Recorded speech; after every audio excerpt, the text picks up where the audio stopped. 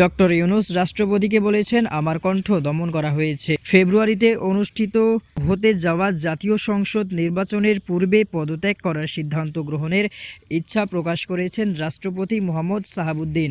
রয়টার্সকে দেয়া সাক্ষাৎকারে তিনি উল্লেখ করেছেন, ডক্টর মোহাম্মদ ইউনূসের নেতৃত্বাধীন অন্তর্বর্তীকালীন সরকারের অংশ হিসেবে নিজেকে অপমানিত মনে করছেন। রয়টার্সের রিপোর্ট অনুযায়ী রাষ্ট্রপতি হিসেবে সাহাবুদ্দিন সশস্ত্র বাহিনীর প্রধান হিসেবে দায়িত্ব পালন করলেও কার্যত আনুষ্ঠানিক এবং কার্যনির্বাহী ক্ষমতা প্রধানমন্ত্রী ও মন্ত্রিসভার হাতে রয়েছে। তবে 2024 সালের আগস্টে শিক্ষার্থীদের নেতৃত্বাধীন গণ অভ্যুত্থান প্রেক্ষাপটে তৎকালীন প্রধানমন্ত্রী শেখ হাসিনাকে দিল্লিতে পালাতে বাধ্য করায় রাষ্ট্রপতির পদটি বেশ গুরুত্বপূর্ণ হয়ে ওঠে।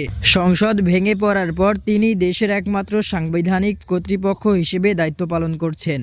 রিপোর্টে আরও জানানো হয়েছে, 75 বছর বয়সী সাহাবুদ্দিন 2023 সালে শেখ হাসিনা নেতৃত্বাধীন আওয়ামী লীগের মনোনীত প্রার্থী হিসেবে প্রতিদ্বন্দ্বিতা করে রাষ্ট্রপতি নির্বাচিত হন। কিন্তু আগামী ফেব্রুয়ারির জাতীয় নির্বাচনে আওয়ামী লীগের অংশগ্রহণ নিষিদ্ধ করা হয়েছে। ঢাকায় সরকারি বাসভবন থেকে হোয়াটসঅ্যাপে তার দেয়া সাক্ষাৎকারে রাষ্ট্রপতি বলেন, আমি চলে যেতে আগ্রহী। এটি তার দায়িত্ব গ্রহণের পর প্রথম মিডিয়া সাক্ষাৎকার। সাহাবুদ্দিন উল্লেখ করেন, নির্বাচন না হওয়া পর্যন্ত আমার কাজ চালিয়ে যাওয়া উচিত। সাংবিধানিকভাবে রাষ্ট্রপতির পদের কারণে আমি আমার অবস্থান ধরে রাখছি। তিনি জানান, প্রধান উপদেষ্টা ডক্টর ইউনূসের সঙ্গে তিনি প্রায় 7 মাস ধরে দেখা করেননি।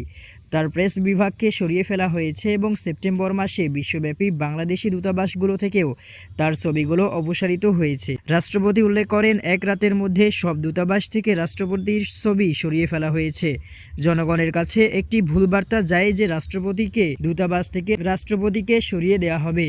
আমি অত্যন্ত অপমানিত বোধ করছি। তিনি জানান, এই বিষয়ে ডক্টর ইউনূসকে লিখিতভাবে জানিয়েও কোনো পদক্ষেপ নেওয়া হয়নি। এই প্রসঙ্গে তিনি বলেন, আমার কণ্ঠ দমন করা হয়েছে। রাষ্ট্রপতি জানান, তিনি নিয়মিত সেনাপ্রধান জেনারেল ওয়াকারুজ্জামানের সঙ্গে যোগাযোগ বজায় রাখছেন। রাষ্ট্রপতি সাহাবুদ্দিন আরও বলেন, জেনারেল জামান নিশ্চিত করেছেন যে ক্ষমতা দখলের তার কোনো ইচ্ছা নেই।